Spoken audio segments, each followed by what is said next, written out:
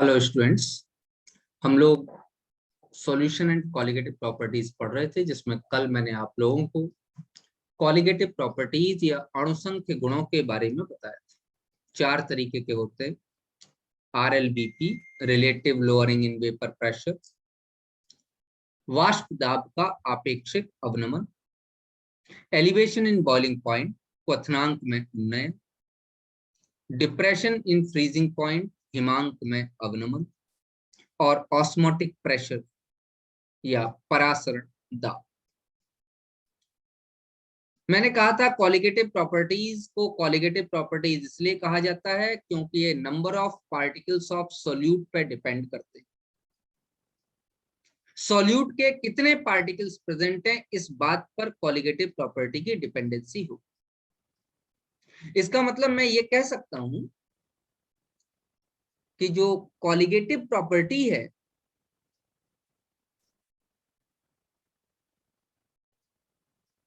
Colligative property directly proportional है number of particles of solute. विलेय के कितने कण उपस्थित हैं उस पर डायरेक्टली प्रोपोर्शनल है। अच्छा, जरा बेटा एक एग्जांपल लेके देखो, आपको समझ में आएगा। देखिए, मान लीजिए एक कंटेनर है,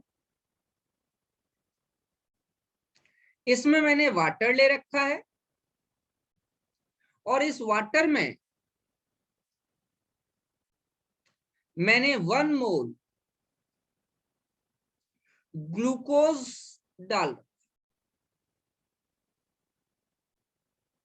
एक और कंटेनर है,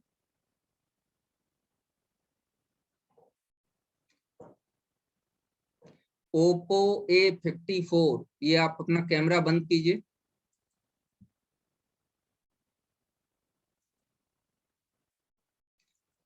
अगर आप नहीं करेंगे तो बेटे मुझे आपको मीटिंग से बाहर करना पड़ेगा। क्या आप ये चाहते हैं?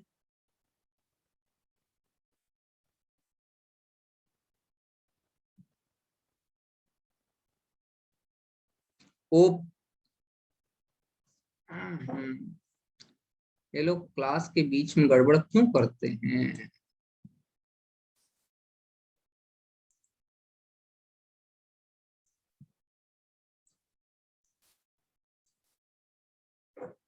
अब देखिए, मान लीजिए इस कंटेनर में मैंने दूसरा कंटेनर लिया, उसमें मैंने वाटर में 1 मोल NaCl डाल दिया। दोनों बातें ध्यान से देखें। यहां मैंने वाटर में 1 मोल ग्लूकोज डाला, तो मुझे number of particles of solute निकालनी। सॉल्यूट मतलब विलेय। यहां पर सॉल्यूट है ग्लूकोज और यहां पर सॉल्यूट है NaOH। ये है बीकर नंबर 1 और ये है बीकर नंबर 2। बीकर नंबर 1 में number of particles of glucose, glucose का फॉर्मूला है C6H12O6। ग्लूकोज एक कोवेलेंट कंपाउंड है, सहसंयोजक यौगिक है और ग्लूकोज पानी में आयनाइज नहीं करता। तो ग्लूकोज के कितने पार्टिकल्स प्रेजेंट होंगे? 1 मोल। 1 मोल क्या हो जाएगा? 6.022 इंटू 10 टू द पावर। इतने पार्टिकल्स प्रेजेंट। 1 मोल ही डाला था आपने? हाँ। 1 मोल पार्टिकल्स हैं? हाँ हैं। चलिए अब जरा इस केस में देख लो। इस केस में जरा नंबर ऑफ पार्टिकल्स की बात करो। NaCl एक वैद्युत अपघट्य है। NaCl एक इलेक्ट्रोलाइट है। जैसे ही डालोगे वो Na पॉजिटिव और Cl निगेटिव में 100% आयनाइज कर जाएगा, क्योंकि साल्ट है। जितने भी साल्ट होते हैं मेरे बेटे, साल्ट मतलब लवण, जितने भी साल्ट होते हैं मेरे बेटे वो 100% आयनाइज कर देते। तो अगर ये 100% आयनाइज कर जाएगा तो एक मतलब 1 मोल NaCl आपने डाला था सॉल्यूशन में, आपको क्या मिलेगा? आपको मिलेगा 1 मोल Na पॉजिटिव और 1 मोल Cl, ये मिलेगा। तो सॉल्यूट में नंबर ऑफ पार्टिकल्स कितने मिले? 2 मोल। 2 मोल सॉल्यूट पार्टिकल्स। बेटे यहां आपने 1 मोल डाला था, ध्यान दो ग्लूकोज को, तो आपको 1 मोल ही मिला, लेकिन NaCl क्या हो गया? डिसोसिएट हो गया, आयनाइज हो गया। तो आपने 1 मोल डाला था लेकिन पार्टिकल बन गए 2 मोल। और जरा ऊपर वाला देखिए, कॉलिगेटिव प्रॉपर्टी, अणुसंख्य गुण डायरेक्टली प्रोपोर्शनल है किसके? Number of particle of solute के। तो इसका मतलब हमने 1 मोल ग्लूकोज डाला था, जो कॉलिगेटिव प्रॉपर्टी हमने एक्सपेक्ट की थी, 1 मोल ग्लूकोज डालने के बाद नंबर ऑफ पार्टिकल भी 1 मोल ही आए और वही कॉलिगेटिव प्रॉपर्टी ऑब्जर्व भी हुई। जो हम सोच रहे थे वैसा हुआ। लेकिन जरा सेकंड केस में देखिए, सेकंड केस में क्या हुआ? हमने 1 मोल NaCl डाला था, वो डिसोसिएट हो गया Na पॉजिटिव और Cl निगेटिव में, और 1 मोल NaCl 1 मोल Na पॉजिटिव और 1 मोल Cl निगेटिव दे रहा है, तो टोटल मिलके 2 मोल सॉल्यूट पार्टिकल दे रहा है। तो जो आपने कॉलिगेटिव प्रॉपर्टी एक्सपेक्ट की थी, जो सोचा था, उतनी ही मिलेगी? नहीं, उससे दुगनी मिलेगी। क्यों? नंबर ऑफ पार्टिकल डबल हो गए। आपने 1 मोल डाला था, सॉल्यूशन में 2 मोल मिले। आपने विलियन में 1 मोल डाला था NaCl, सॉल्यूशन में नंबर ऑफ पार्टिकल हो गए 2 मोल, क्योंकि Na आयन और Cl आयन अलग अलग हो। क्या मेरी बात समझ में आ रही है आप लोगों को? थोड़ा सा चैट बॉक्स में वाई टाइप करते जाएंगे आराम से, जल्दी जल्दी, जिससे कि मुझे समझ में आए। बढ़िया, अच्छा, वेरी गुड, बहुत बढ़िया। भीमराज, प्रियांशी, हाँ, वेरी गुड बेटा, बहुत अच्छा। अब बेटे हम तीसरा पॉइंट, बेटा ये पॉइंट बड़े इंपॉर्टेंट है। जब तक आपको ये पॉइंट समझ में नहीं आएंगे, आगे बढ़ना बिल्कुल बेकार है, ये मैं आपको बताए थे। ये इस तरीके से मैंने इसको डिवाइड कर लिया है पेपर। तो NaCl के केस में क्या हो जाएगा? नंबर ऑफ पार्टिकल बढ़ रहे हैं तो कॉलिगेटिव प्रॉपर्टी भी बढ़ जाएगी। तो NaCl के केस में क्या होगा? ड्यू टू डिसोसिएशन या आयनाइजेशन, किसका? NaCl। NaCl का आयनाइजेशन होने के कारण नंबर ऑफ पार्टिकल क्या होंगे मेरे बेटे? डबल हो गए या नहीं हो गए? 2, 1 था 2 हो गए। तो बेटा कॉलिगेटिव प्रॉपर्टी Cp लिख दूं? Cp, कॉलिगेटिव प्रॉपर्टी को हम क्या लिखेंगे? Cp, C dot P। Colligative property भी क्या हो जाएगी? डबल। क्यों? ऊपर मैंने फॉर्मूला लिखा है, colligative property number of particle के डायरेक्टली प्रोपोर्शनल है। चलो भैया, क्या ये बात भी समझ में आ गई आप लोगों को? तो NaCl और ग्लूकोज, इन दोनों की बातें समझ में आ गई।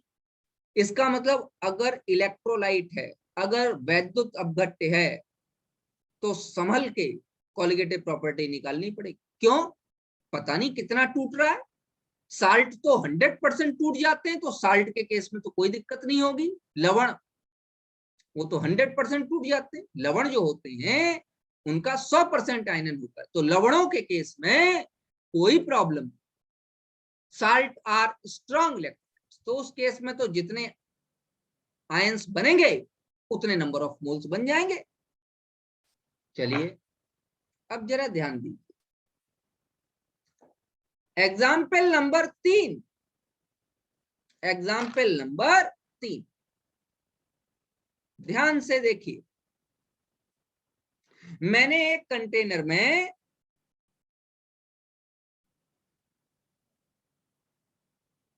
पानी की जगह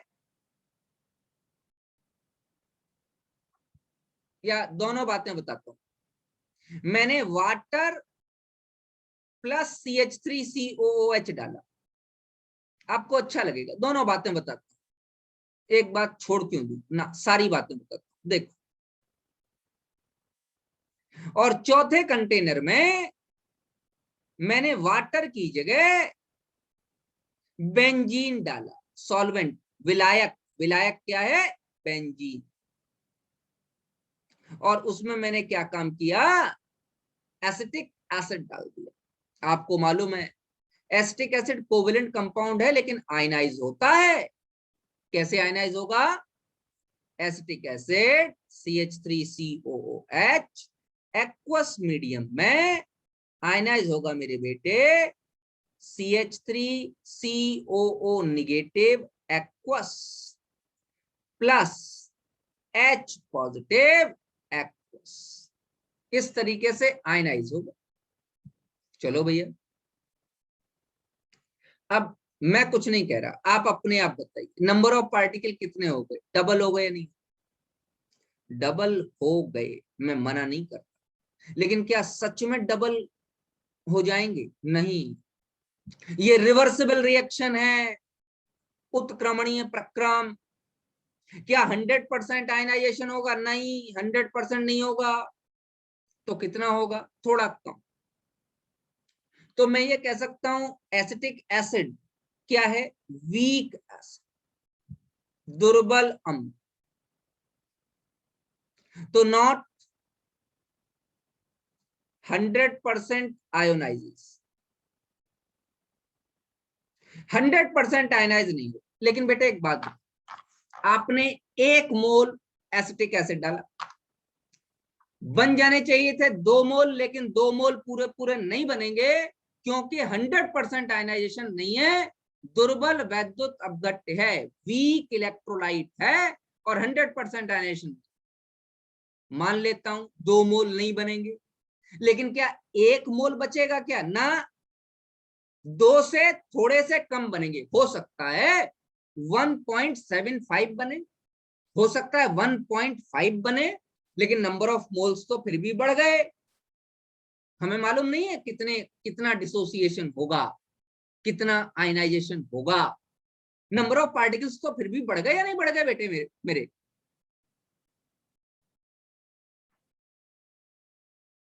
नंबर ऑफ पार्टिकल्स तो फिर भी बढ़ गए। तो इस केस में क्या होगा बताओ? नंबर ऑफ सोल्यूट पार्टिकल, विलेय के कण क्या होंगे? बढ़ जाएंगे। दुगने तो नहीं होंगे, लेकिन हाँ बढ़ जाएंगे। चलो, अगर नंबर ऑफ सोल्यूट पार्टिकल, विलेय के कण बढ़ जाएंगे, तो कॉलिगेटिव प्रॉपर्टी या अणुसंघ की गुण विलेय के कणों पर ही तो निर्भर कर रही थी। Colligative property was directly proportional to the number of particles. तो क्या यहाँ पे कॉलिगेटिव प्रॉपर्टी भी बढ़ जाएगी? 100% बढ़ जाएगी। तो क्या जो राउल्ट ने सोचा था या जो तुमने सोचा था, जो आपने एक्सपेक्ट किया था, आपको वो मिलेगा? नहीं, वो नहीं मिलेगा। आप तो ये सोच रहे हो मैंने 1 मोल एसिटिक एसिड डाला है, लेकिन नंबर ऑफ पार्टिकल 1 मोल नहीं मिले, 1.75 मिले, 1 मोल से ज्यादा। तो अगर नंबर ऑफ पार्टिकल बढ़ गए तो कॉलिगेटिव प्रॉपर्टी भी बढ़ गई। इसका मतलब हमारा कॉलिगेटिव प्रॉपर्टी के फॉर्मूले डायरेक्ट काम नहीं करेंगे, क्योंकि नंबर ऑफ पार्टिकल चेंज हो रहा है। अगर इलेक्ट्रोलाइट है, अगर सॉल्यूट इलेक्ट्रोलाइट है, तो अगर सॉल्यूट इलेक्ट्रोलाइट नहीं है, जैसे देख,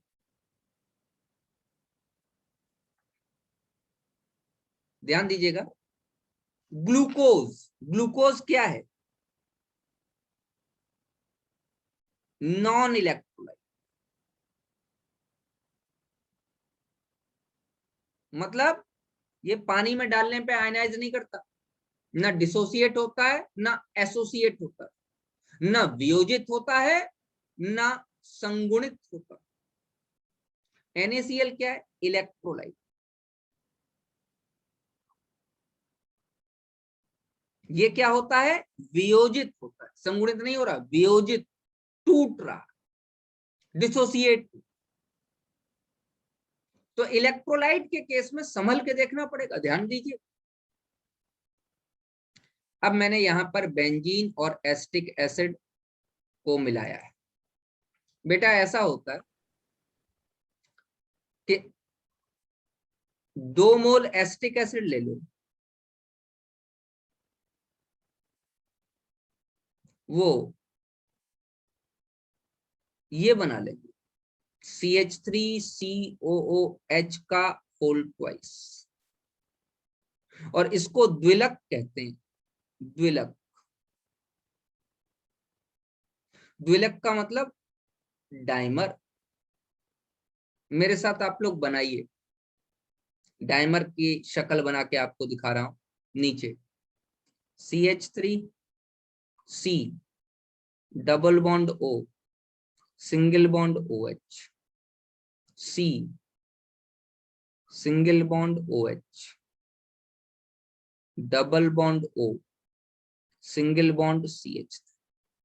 यहां पर भी हाइड्रोजन बॉन्डिंग बन गई और यहां पर भी हाइड्रोजन बॉन्डिंग। 2 मॉलिक्यूल मिलकर एक मॉलिक्यूल का संयोग कर रहे हैं, एक का अपीयरेंस दिखा रहे हैं। 2 मिलके 1 हो गए। तो बेटा अगर 10 होंगे तो मिलके कितने हो जाएंगे? अपने आप आंसर बताओ मुझे। विजय अग्रवाल, अगर 10 होंगे तो कितने हो जाएंगे? 2 मिलकर 1 बना रहे, 2 से 1 बन रहा। Very good. तो 10 होंगे तो 5 हो जाएंगे। अच्छा 100 होंगे तो कितने हो जाएंगे?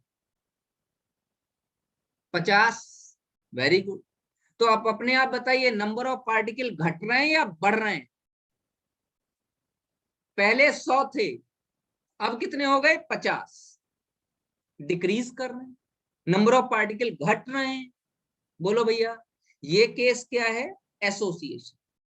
ये केस क्या है? Case of association. एसोसिएशन का केस, संगुणन। एसोसिएशन कहते हैं संगुणन। जरूरी थोड़ा ही है डाइमर बने, हो सकता है ट्राइमर बन सकता, इसमें नहीं बनेगा, इसमें तो डाइमर ही बनेगा। कोई और इलेक्ट्रोलाइट अगर आप ले लें, कोई और वैद्युत अपघट्य अगर आप ले लें, तो ट्राइमर 3 मिलके 1 बना सकते हैं, 4 मिलके 1 बना सकते हैं, टेट्रामर कर सकते हैं। यहाँ तो डाइमर बन रहा था, तो ये आपका डाइमर बन।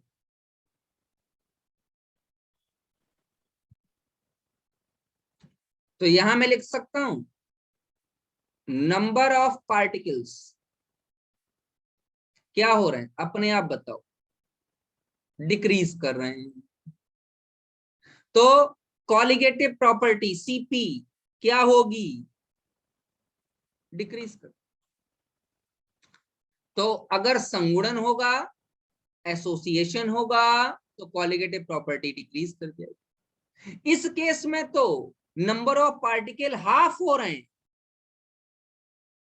तो कॉलिगेटिव प्रॉपर्टी भी हाफ हो जाएगी। मेरी बात समझ में आ गई नहीं? आ गई? नंबर ऑफ पार्टिकल आधे हो जा रहे। अरे पहले 2 थे, 2 से 1 बन गया, 2 मिलकर 1 बना रहे, 100 मिलके 50 बनाएंगे, 200 मिलके 100 बनाएंगे, 500 आपस में मिलेंगे तो 250 बनाएंगे, 1000 आपस में मिलेंगे तो 500 बनाएंगे। अरे आधे हो जा रहे हैं भाई, दुलक को डाइमर बन। तो मेरी बात के कहने का ये मतलब है कि अगर इलेक्ट्रोलाइट्स हैं तो डायरेक्ट कॉलिगेटिव प्रॉपर्टी नहीं निकाली जा सकती। अगर डायरेक्ट कॉलिगेटिव प्रॉपर्टी नहीं निकाली जा सकती तो क्या करें? तो वैज्ञानिक ने कहा कि हमको पहले वान हाफ फैक्टर निकालना। तो चलिए आगे हम पढ़ने जा रहे हैं वान हाफ गुणांक या वान हाफ फैक्टर।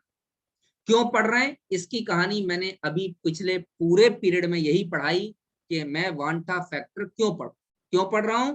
क्योंकि जब इलेक्ट्रोलाइट है, जब सॉल्यूट एक इलेक्ट्रोलाइट है, तो या तो वो टूट जा रहा है या वो जुड़ जा रहा है, आइदर डिसोसिएट्स और associates. In both the cases, दोनों ही केसेस में नंबर ऑफ पार्टिकल्स चेंजेस।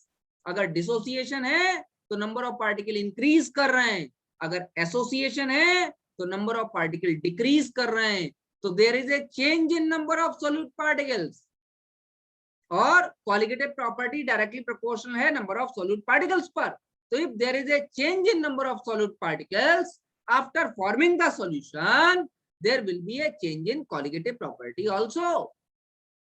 अगर विलयन बनने के बाद कणों की संख्या में परिवर्तन की वजह से, सॉल्यूट विलय के कणों की संख्या में परिवर्तन की वजह से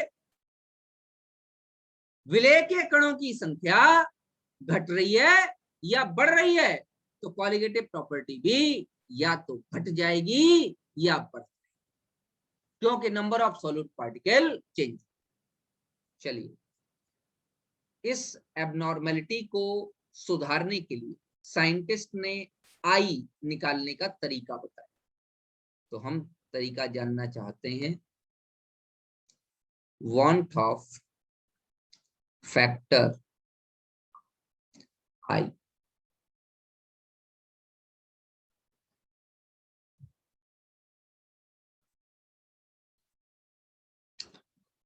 बेटा, वांट ऑफ फैक्टर आई निकालने का पहला तरीका है observe colligative property upon normal colligative property. Observe की हिंदी शायद प्रेक्षित होती है।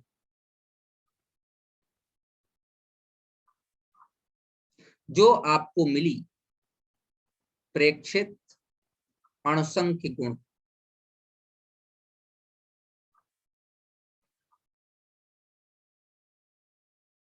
अपॉन नॉर्मल मतलब सामान्य। नॉर्मल का मतलब होता है सामान्य, अणुसंख्य गुण।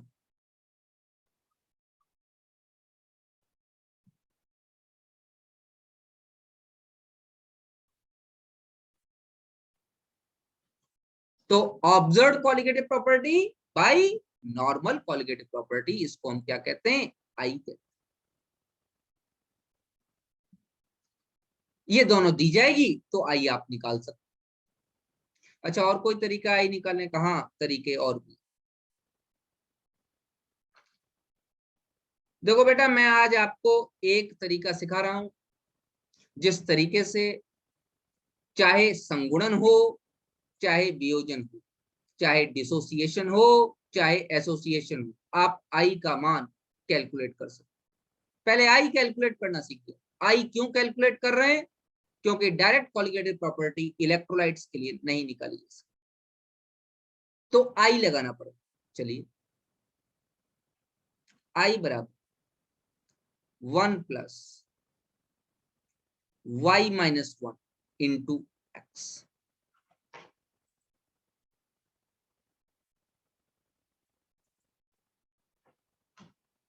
आई तो वांट ऑफ फैक्टर, वाई है number of particles after dissociation या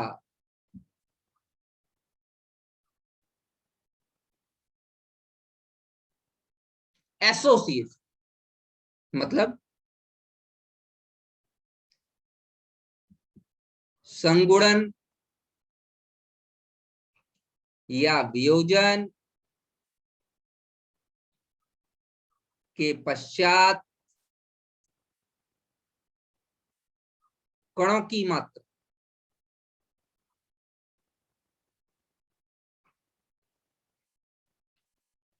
एक्स क्या है?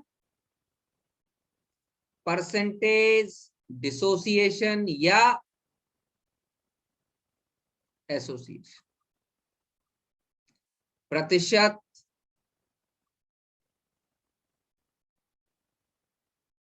वियोजन या प्रतिशत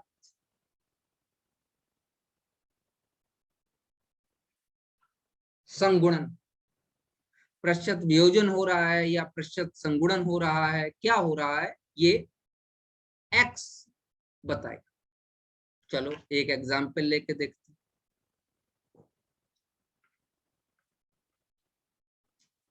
एक एग्जाम्पल क्वेश्चन है, calculate the value of I if, number पहला K4 FeCN होल 6, ये एक कंपाउंड है और कहा गया है इज नहीं 100 नहीं लेता, मैं कहता हूं 40% आयोनाइज्ड इन व्हाट। तो चलिए K4 FeCN6 एक संकुल यौगिक है, एक कॉम्प्लेक्स कंपाउंड, ये पूरा पूरा तो आयनाइज करेगा। और आपको मालूम है कि स्क्वायर ब्रैकेट के अंदर का सब्सटेंस आयनाइज नहीं करता, तो क्या बन जाएगा, एक इक्विलिब्रिया बन जाएगा।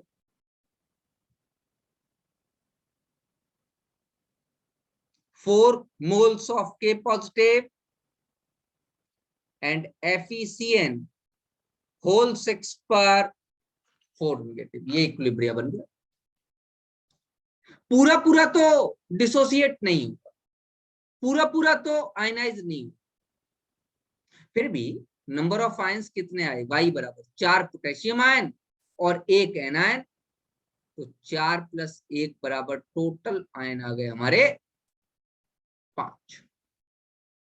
अब I की वैल्यू निकालो, I = 1 + Y - 1 × X, निकालिए। 1 + Y है 5 - 1 × X, X क्या है बताओ, परसेंटेज डिसोसिएशन और एसोसिएशन, तो 40%, तो 40% मतलब 0.4, क्या बन जाएगा बताइए बेटे, that is equal to 1, 5 - 1 4, 4 × 0.4 1.4, sorry 1.6।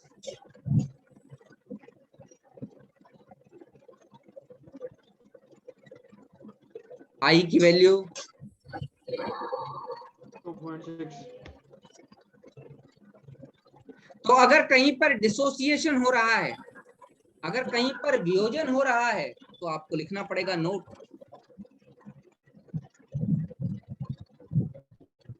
In case of dissociation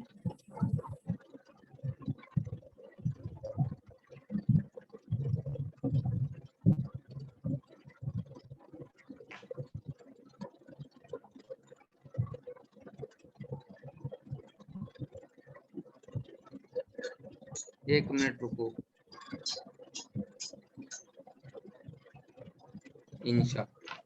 in case of dissociation the value of I is always less than 1।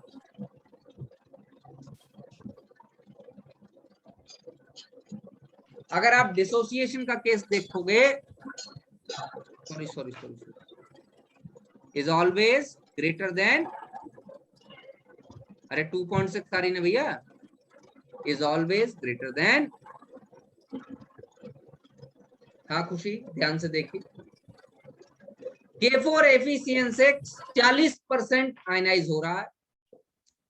K4 FeCN6 कैसा कंपाउंड है, संकुल यौगिक, कॉम्प्लेक्स कंपाउंड, क्या वो 100% आयनाइज हो रहा है, ये तो क्वेश्चन भी नहीं कह रहा कि वो 100% आयनाइज हो रहा है। और हम जानते हैं कि जो कॉम्प्लेक्सेस होते हैं वो 100% एनएसडी, तो टोटल बन गया 4 प्लस एफिशिएंट होल 6 पे 4 नेगेटिव। वाई का वैल्यू आ गया 5, क्योंकि वाई जो है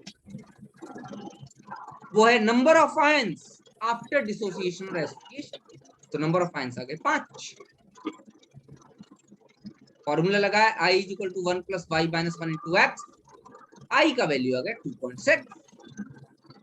इसका सीधा सीधा मतलब है कि डिसोसिएशन के केस में the value is always greater than.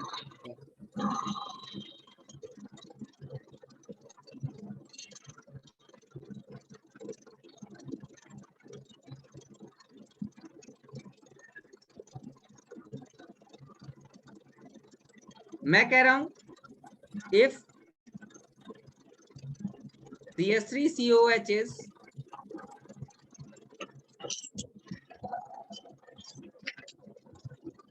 40% associated in benzene,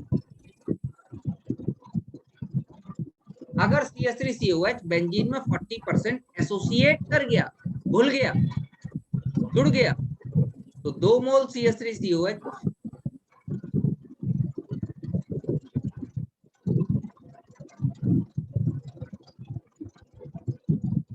CH3COOH का होल ट्वाइस हो जाता,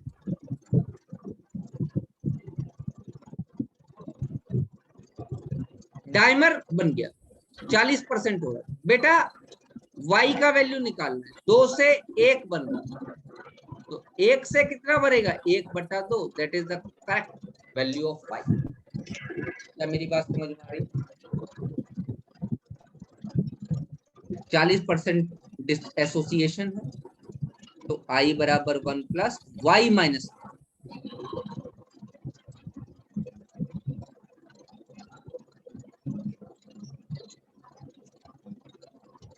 इंटू आई, तो आप जानते ही है क्वांटम फैक्टर है, y इज इक्वल टू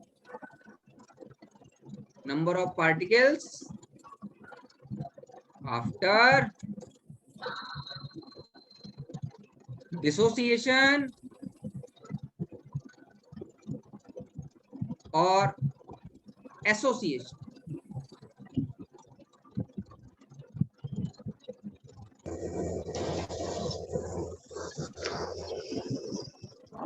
और x is equal to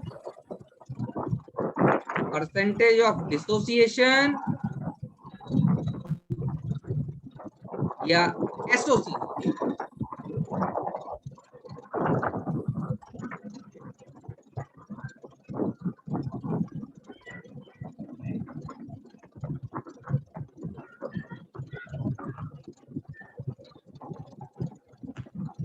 percentage of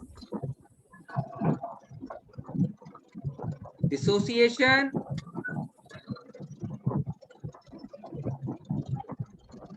या एसोसिएशन। अब जरा निकाल लो,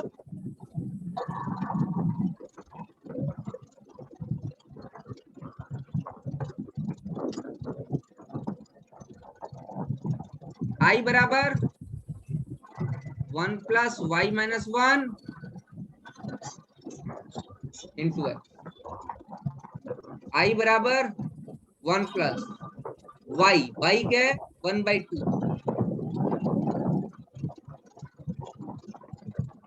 ये आ गया।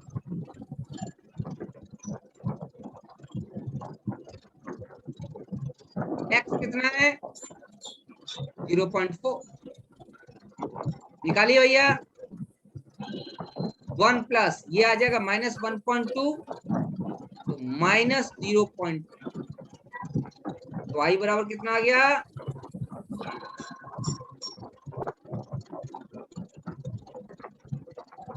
तो इसका मतलब अगर केस एसोसिएशन का है,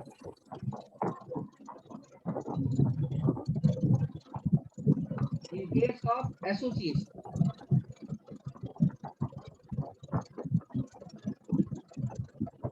द वैल्यू ऑफ आई